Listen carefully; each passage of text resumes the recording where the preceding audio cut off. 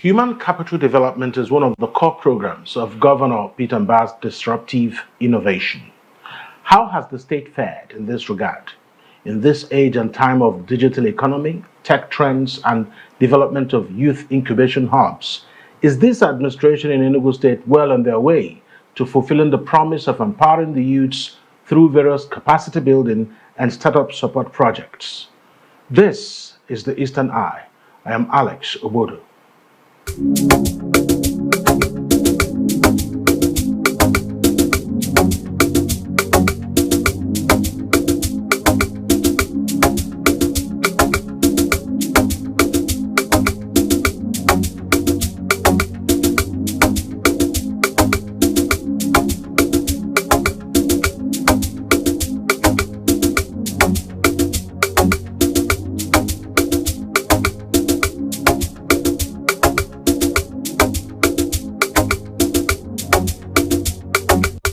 Welcome to the Eastern Eye on Afia TV. We're live from Enugu, Southeast Nigeria. It's a program that x-rays the political, social, and economic developments around us. What are the plans of Enugu State government in harnessing opportunities in the digital economic sector? It's a new term now in the country. But building capacity for the teeming youths and giving them the needed resource incentive is also one of the things people are waiting to hear. Is it something that is on the cards of this government? We'll find out, because we are joined tonight on the Eastern Eye by Hon Arinze Chilo-Offiah. He is the Special Advisor, MSMEs and Digital Economy. He's also the Director of the Enugu SME Center, the Director General, Enugu SME Center. Thank you so much for joining me, Hon Chilo-Offiah. Thank you for having me. It's a pleasure. So, there is a Minister for Digital Economy. Yes. So, quite rightly, of course, with the elaborate program of the Enugu State government, one expected that this would happen. And digital economy is one thing we've heard in various outings he's had. And you are typically in charge of that aspect. So, but let's start by talking about the small businesses, the startups, that which actually is where the young persons find themselves more. How is this government looking at that? What is this government doing in this direction? Thank you very much for the question. So with regards to SMEs, startups, we're looking at it from a two-pronged approach. There is a significant need for access to finance for small businesses, nano enterprises, as well as startups. So what we're doing there, we have a few partnerships that we'll come to bear with. We have a partnership with Smedan and Sterling Bank. We just recently signed an MOU for a 1 billion Naira funding facility where Enugu State government provides 500 million in conjunction with Smedan through Sterling Bank, their partners.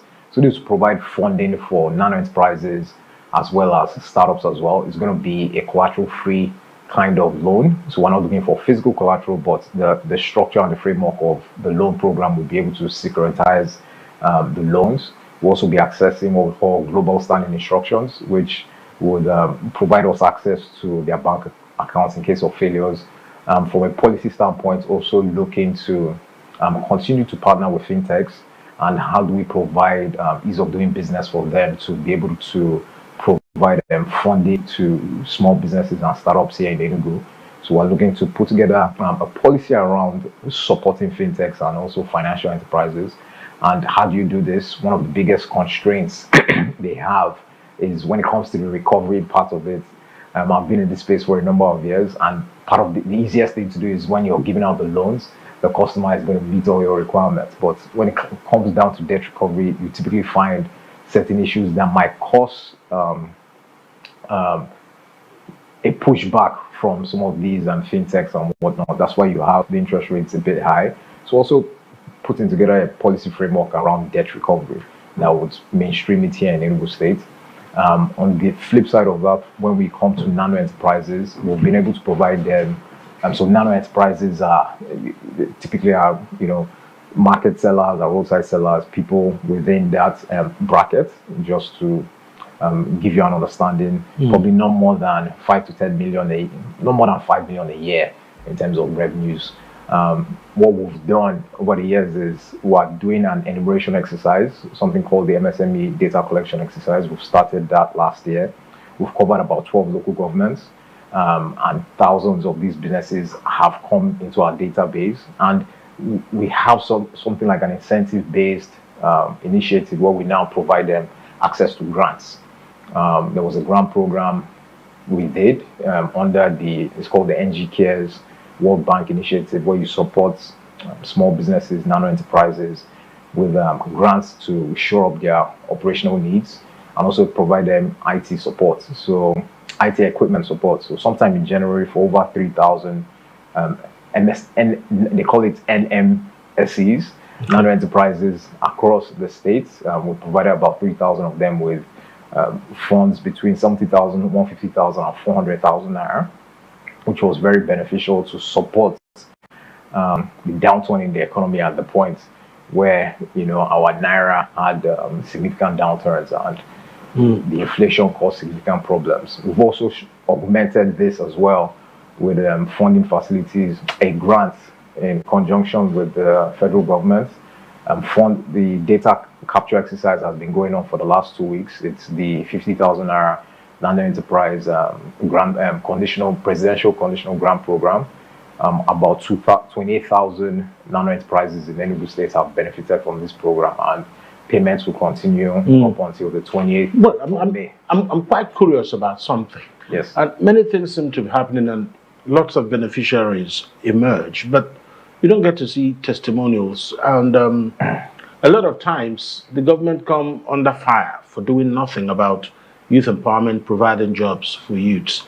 Is it possible for your agency to have feedback mechanism, getting those who benefited to actually talk freely about their experience and how this has changed their lives? Because a lot of times people don't get to see some of these things, if not that you just mentioned now that 28,000 nano businesses benefited.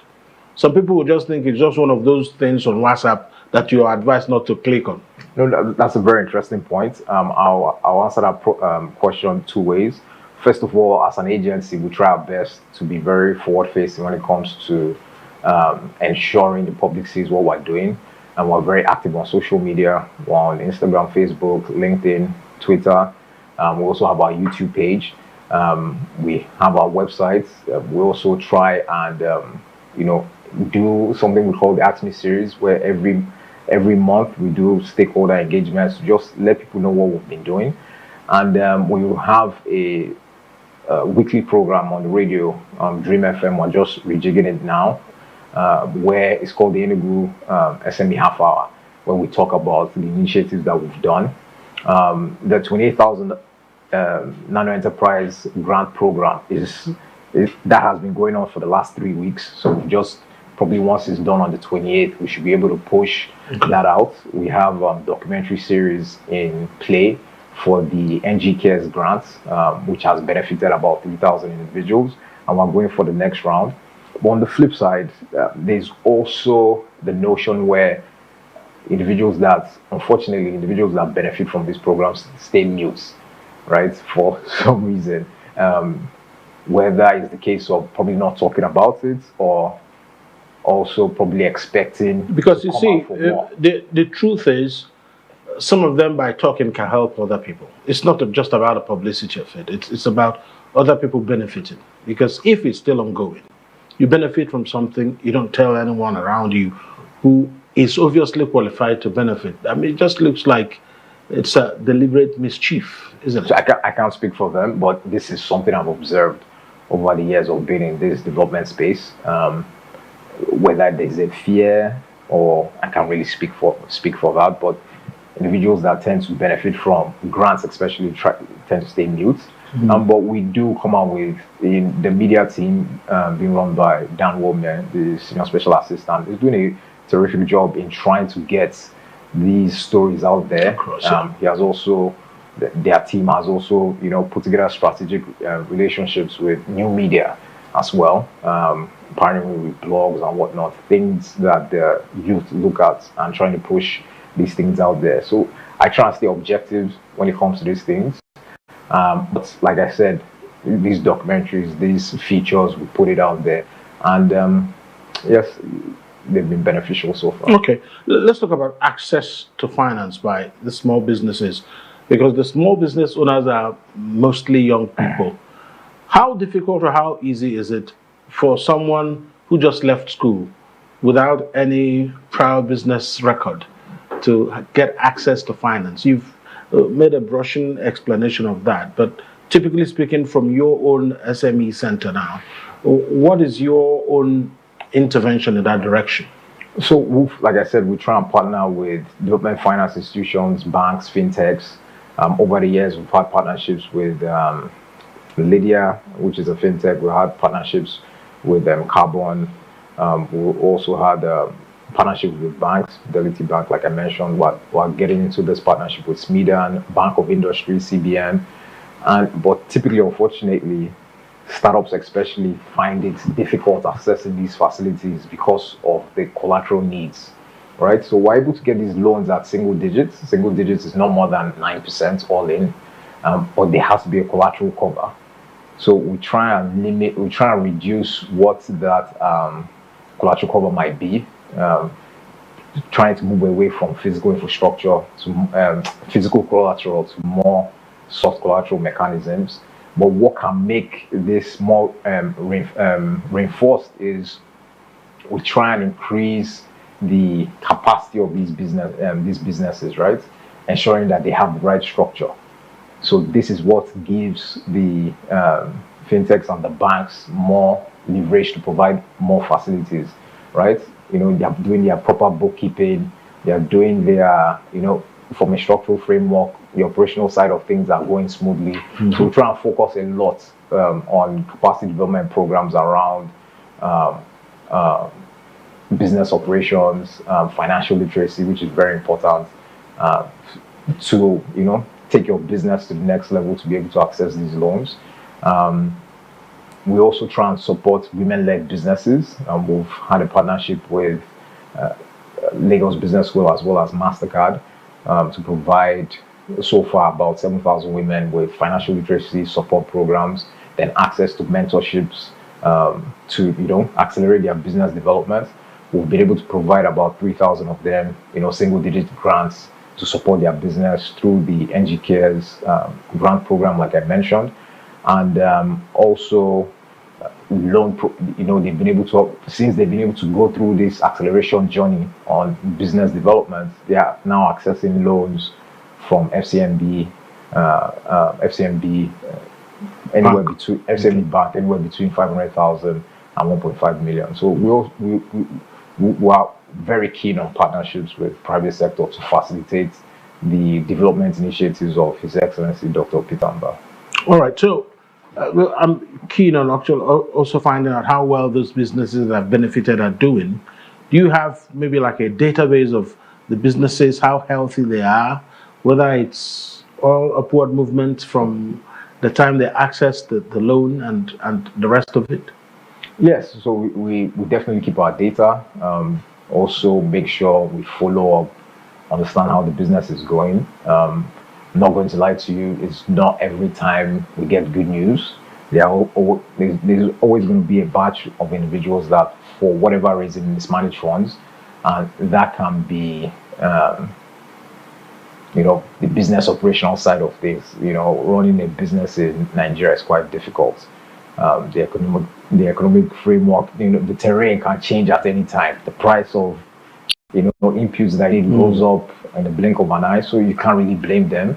But also, we always try and work with these small businesses, startups, to, provide some kind of leeway to see how they can recover. Since we are state governments, we can absorb some of that heat compared to private sector. All right. Okay. Now that you've mentioned private sector, are you closing ranks with the private sector in sometimes getting some of the startups who may be lacking in the requisite knowledge of how to actually run businesses? Do you have special internship programs for people who might need them? Because you can't just come out of school and then you are an entrepreneur. I'm not sure that can just work like that. Someone will need some kind of mentorship to get there, isn't it? Yes, definitely. So we collaborate significantly with private sector. Currently now, we've done a number of these incubation and accelerator programs for entrepreneurs and small business owners to take their business and also their skills to the next level when it comes to running a business, which is one of the most difficult things being an entrepreneur. Currently, we're doing a call for application on the we have a partnership with Wema Bank and federal government. It's called the FGN Alert Skill Innovation Program. Where we'll be able to empower 50,000 small businesses, across different life stages of their business, in being able to grow their business, being able to access funding, also skills programs around tech skills, non-coding skills as well. A number of things like that. That's ongoing for about 50,000 individuals. We've also had partnerships with MTN, where we had the MTN ICT Skills Job Readiness Program that was done last year. We had about 350 startups get into that program, and coincidentally, Enugu had the top individuals. About 20 of those 300 were able to access equipment support grants nationally out of 20,000 that participated in that program. We have partnerships that were about to commence with ALX, again on business development and accelerators. So it's something we're keen on. We always keep doing those things. We have partnerships on that angle. Then when it comes to capacity development, we came up with an innovative, job creation is not cheap. I keep saying this. And we'll try and look at things from a different perspective, in the sense of how do you provide skills to individuals, whether it's tech skills, vocational skills, or business skills. So if you go to an edtech company or company that provides those programs, they're quite expensive, right? And for you to hit scale, you need to be able to negotiate something like a lower price. So we've come up with something innovative called human capital development loans, where we partner with these kind of companies and significantly subsidize the rates of these training programs, right? And how we're able to do this is we're providing a location for the training, we're providing all the infrastructure needed for this training to happen, like internet, power, a location where the trainer can, stay in the state. Because typically I don't believe too much on virtual trainings. I believe in the Enugu people are more assimilate, yes, with somebody that they can touch, they can feel. So they will not say it's audio training. So this is outside of that, yes, and they can assimilate better. So we're able to get it to such a significantly reduced level, on average 70 to 80% discount. But individuals that meet the rigorous assessment process to get into that program are offered a zero interest loan from the agency to join that training program. So the training program can be 6 months, 7 months, 8 months. We now add 14, 15, a number of months for you to pay back, right? So all in all, you can be paying 50,000 in 2 years for a program that was worth 500,000, right? So you've provided the skills, you've been able to provide a subsidized paying rate. If you do the calculation, sometimes it's like a beer bottle a week to change your narrative, to be able to, get access to an increased spending power, because that's the fastest way to increase the GDP. So we've done a number of programs around this, about 14 of them over the years. And we're further refining this by investing in what we call outsourcing facilities, right? The state government has identified some infrastructure, some state-owned infrastructure in the state that we can repurpose and convert into outsourcing and innovation hubs. The governor is quite keen on this. What they call BPO, business process outsourcing models, IT-enabled outsourcing models, where our individuals that have been given these new skills can stay here in Enugu and provide services to businesses globally and nationally. All right, this is the Eastern Eye here on Afia TV. It's time for us to take our first break. When we return, we will talk about tech hubs. We will talk about the digital economy. How big is it in Enugu? We'll find out after the break. Stay with us.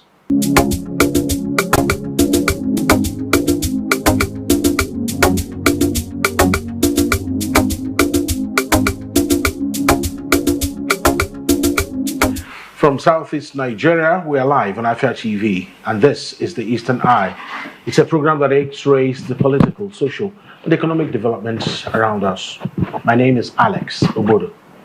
So let's talk about the digital economy. I mean, for someone who's watching this program from Oka, maybe in Okigwe, somebody is in Ezilo, or somebody is in Eket watching this program, or somewhere in Obiako local government in Rivers.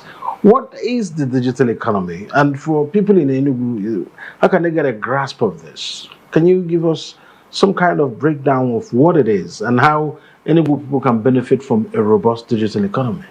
Well, thank you very much for that question. So when it comes to the digital economy, I sort of see it from 5 thematic areas. There's digital infrastructure, you have digital skills enhancement, you have digital entrepreneurship, then you have the policy framework around that solidifies everything.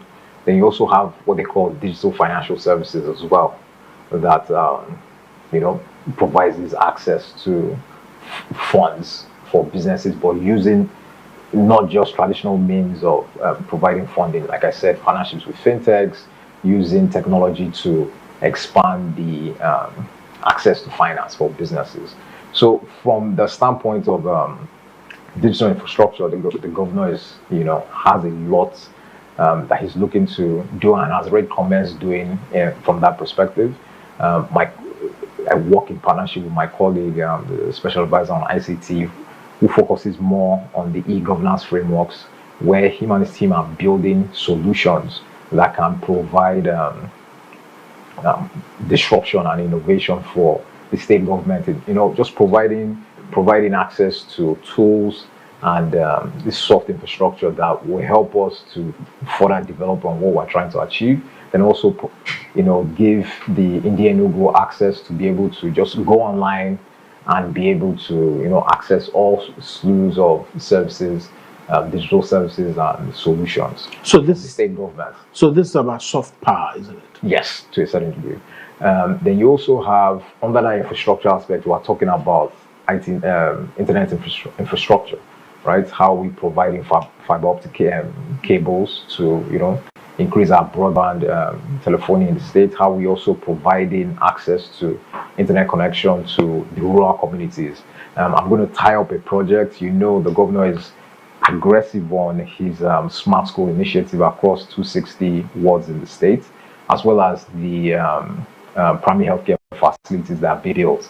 So that, along with other key infrastructure in the rural communities, provides access for what they call MNOs, infracos and whatnot, to be able to lay pipes, fiber optic infrastructure, satellite infrastructure, to be able to provide internet connection to these facilities, because he has this infrastructure that can give it the right return on its investment.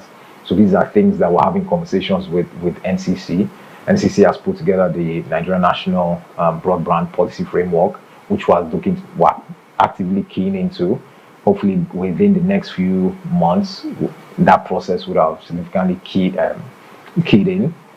We're also looking to be one of the 27 states now that will pass zero right of way. This provides incentives and is an ease of doing business incentives for these MNOs, like I mentioned, like the Airtels, like the MTNs and whatnot, to be able to now invest in laying those fiber optic cables, right? One of the cost impediments to them in doing these things is the right of way charges. So the governor is, looking actively within the next few months to ensure that we're pushing zero right of way, so all these infracos and telcos can start investing in the infrastructure, just like Airtel has been doing. When it comes to the skills development, like you said, we've been talking about innovation hubs, talking about outsourcing hubs, which are quite key. There are a number of projects that we're looking at there. Like I said, we've identified 2 massive government buildings that can sit 6,000 individuals each, right? So imagine 6,000 in the Enugu youth, focusing on creative skills, like we have the animation and creative studio there. We can have a hub for outsourcing where we're providing services globally and nationally. We have co-creation spaces. We just tied up a partnership with Sterling Cafe One You have hardware, what we call hardware innovation. I believe Enugu has a propensity for hardware. We were able to create things, and we want to, set up that kind of hub that will be able to provide the right incentives for the youth to keep building these things, and also put the right policies in place, like the Enugu State Startup Bill, amongst other things that can help in financing those kind of structures, setting up our startup funds as well, and keying into federal programs like the $670 million investment in digital and creative enterprises in the federal government. Then lastly, I also wanted to mention some key infrastructure we have in the state. That's the Digital Bridge Institute in Nike, and also the Digital Industrial Park, just here, close to the Secretariat here. These are massive Tier 4 facilities that can, quickly jumpstart the innovation narrative here in Enugu State. So we're actively working with NCC to ensure by the end of the year, these two facilities have come to bear and are operational. All right, thank you for that. We'll take another short break here on the Eastern Line. When we return, I'll find out from Hon Arinze Chilo-Offiah how the Enugu SME Center is partnering with the tertiary institutions that are scattered all over Enugu State in going about all these build-ups, tech hubs, and capacity building they're organizing. Stay with us. We'll be right back.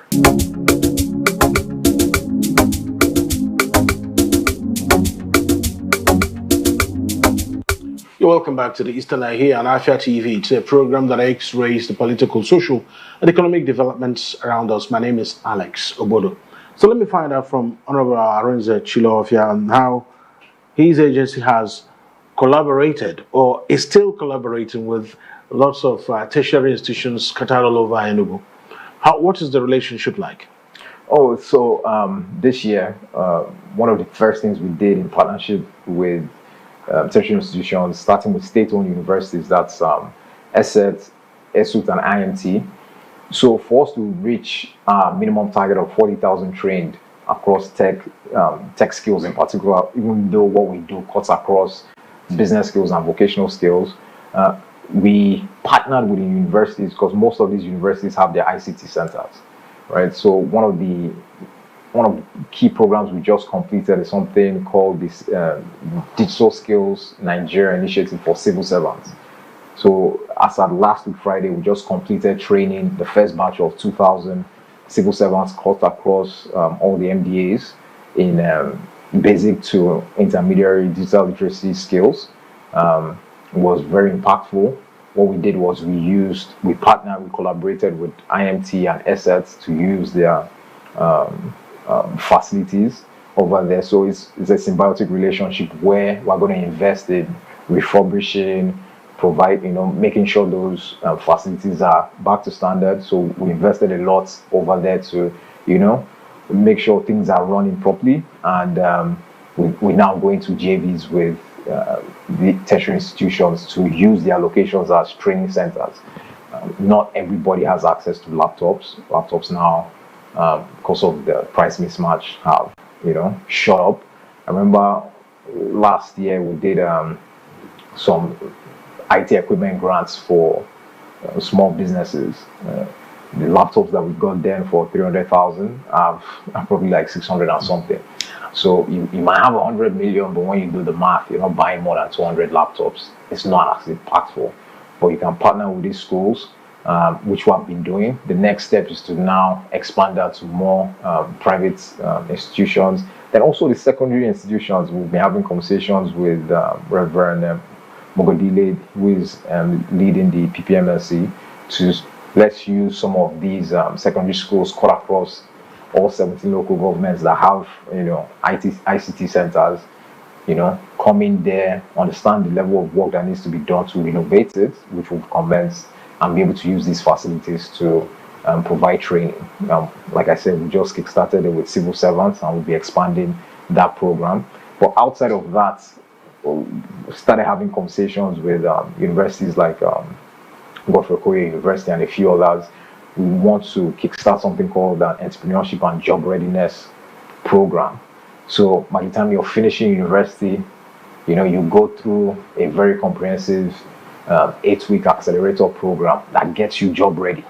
Unfortunately, a lot of our youth that graduate from school, they might be intellectually sound, but they might not have those soft skills and emotional intelligence to be able to succeed in today's corporate world. So we try and integrate them to that, and also provide them with the right skills, especially using all these productivity tools right now that ensures that you're very active.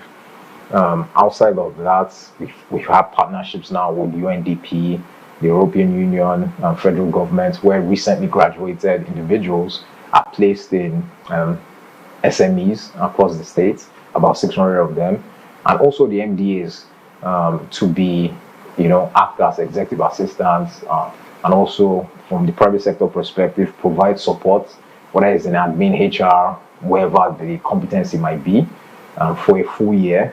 So it's the paid internship where the program, UNDP, European Union, and the other partners pay 100,000 naira a month for these 600 recently graduated skilled youth to support businesses over a 1-year period, which when you do the maths goes to over 700 million naira. So while looking at that in stages, the universities have a key role to play in incubating young talents and ensuring we can develop them to play a key role in our innovation story here in Enugu State. All right, it's interesting. You have quite an interesting, and I believe it's a rewarding relationship with these institutions. And let's look at the success rate still. And I don't know why I'm really fixated on that. Do you think that with everything done already, are we hopeful that all the plans you're putting in place may have yielded the kind of fruit that, if you're saying that, okay, Enugu needs to do this in the next 3 years or in the next 5 years, where would you be rating the state in terms of where it can be, in terms of the ratings on digital economy, getting the youths ready, those that are in tech, those that are in their own businesses? How do you think this will all connect in the next few years? So now we're just in the process of finalizing the digital economy master plan that will guide the programs and implementation plans for the next 5 to 8 years. For the next 5 to 8 years. So this is something that we're moving in sequence. We've started now. This administration is just a little over a year old. Next few days. So this is a targeted and deliberate plan from His Excellency Dr. Peter Mbah to get to his minimum target of GDP and rate of $30 million and a zero poverty index. I believe we've started our process with what we're doing, and we're also making sure that there's measurable impact with everything we're doing. We're monitoring the impact. We're making sure it's fitting the right indices of what we're trying to achieve, and I think in the next few years, we'll probably have me, or God willing, or whoever might be in that position, and see that, okay, we've actually met our targets. And in the coming weeks, once that plan is ready, it's something we're going to push out there to the public, because we're also engaging with startups as well. As part of the process of passing the startup bill, we have to engage with the people. We have to get their feedback from all the key stakeholders. So it's a team effort. It's not just government. It's government, it's private sector, it's the youth, it's India as a whole that will help us achieve our dream of tomorrow commencing now. Okay, now let's talk about the issues about age. Who are those mostly benefiting from these services, everything you're providing?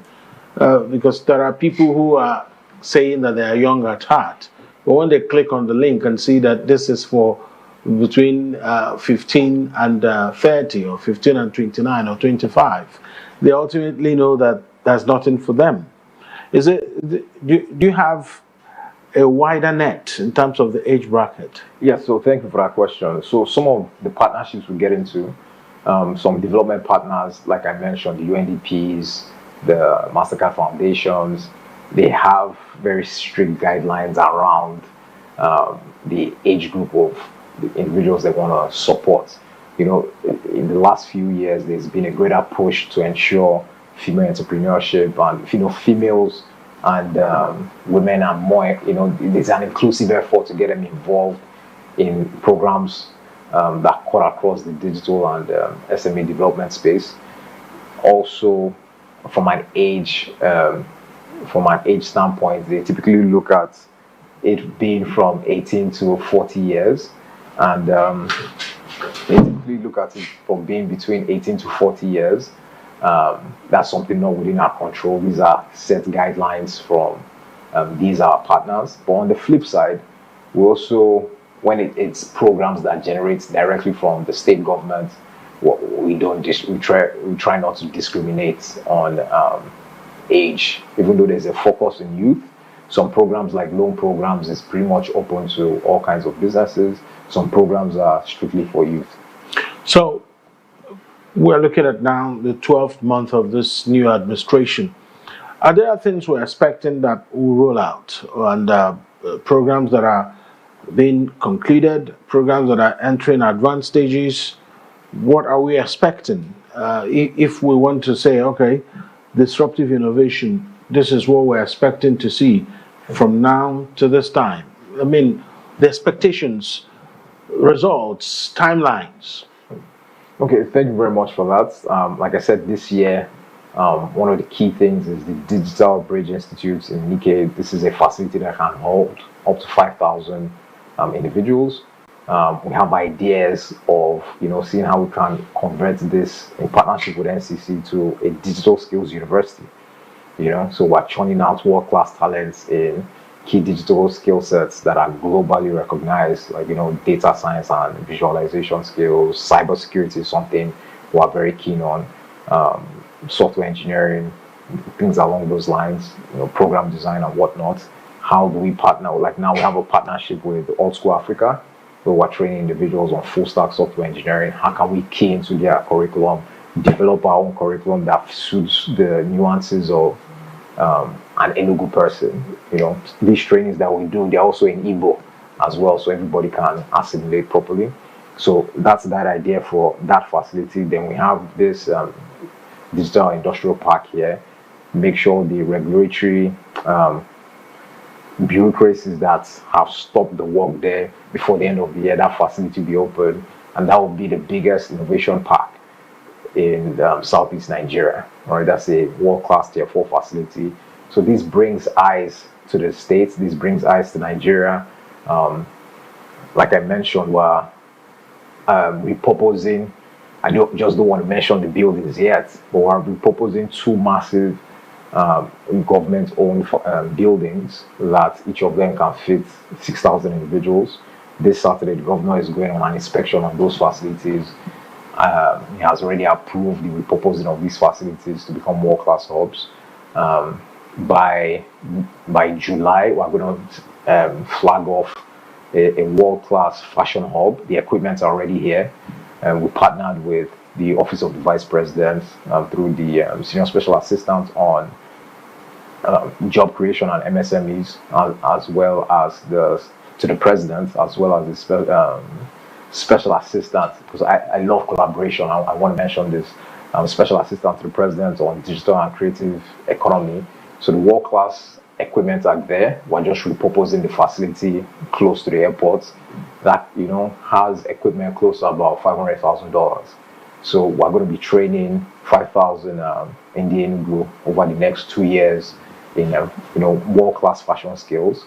So that will be flagged off July 21st and 22nd, I believe, by the Vice President of Nigeria. So that will be something very unique. So if you keep me here, I can rattle on for the next few hours. A number of things that before the end of the year, you will see that infrastructure costs a lot of money. So these are not things that might pick up in 1 or 2 months. But from the skills development aspect, from entrepreneurship development aspect, financial access to financial services, that's already going on. But this key infrastructure, we're already building this, and before the end of the year, we should be seeing all these world-class facilities come to bear. But the fashion one will be ready in 2 months. All right. So are the youths actually excited about all this happening? I mean, when you see them in these trainings and these tech hubs that you organize, do you feel and see the excitement? Oh yes, definitely. We see a lot of enthusiasm. We have the latent ability. Our youth are very enterprising, and they want to take themselves to the next level, and also, get the right skill sets to take themselves to the next level. As of last year, Enugu was ranked joint fourth best startup cities in Nigeria. So we want to accelerate that and even beat Lagos State is possible, right? You have to dream big, you have to dream high, and the governor is invested in key things that will ensure, Enugu State becomes the, innovation hub for Nigeria, I don't know if you've heard of the North Scaling facility in Rwanda. We can create something like that here that can bring that kind of innovation tourism to Enugu State. And we've been able to impact the lives on thousands and thousands of youth that have taken their careers to the next level. But for me, you can only develop or help in providing the resources to develop someone that wants to be developed. I don't know if you understand what I mean. The interest needs to be there. Yeah, you can't create interest. You take the horse to the stream. Thank you. But you don't tell the horse to the muscle. You can tie. I give this analogy. You can tie a string around the horse's neck, and you can just attach it to a plastic chair, and it's going to stay there overnight. But that head forces the neck muscles are, So for me, one of the key things that we are supposed to do as state government is ensure those resources are in place and be able to sensitize people to key into those resources. But you can't force determination. You cannot force the interest. These are things that have to come willingly. So, and of course, your doors are always open, isn't it? Always open. The website? Well, the website is www.enugusme.en.gov.ng. I'll say that again, www.enugusme.en.gov.ng. We're also, like I said, on LinkedIn, Facebook, Instagram, Twitter, and even on YouTube. Just search Enugu SME Agency, one word, it will pop up. All right. I think that's a good place to leave it. Very many thanks to you. Thank you. Arinze Chilo-Offiah. He is, of course, the person in charge of Enugu MSME Center and special advisor to the governor on digital economy and a great deal of other amazing things. Thank you. Thank you very much for coming on the program tonight. That's the Eastern Eye today. Tomorrow, of course, we'll be here with another thrilling edition. Thank you for watching. Up next is Nka with Rochelle. My name is Alex Obodo. Good night.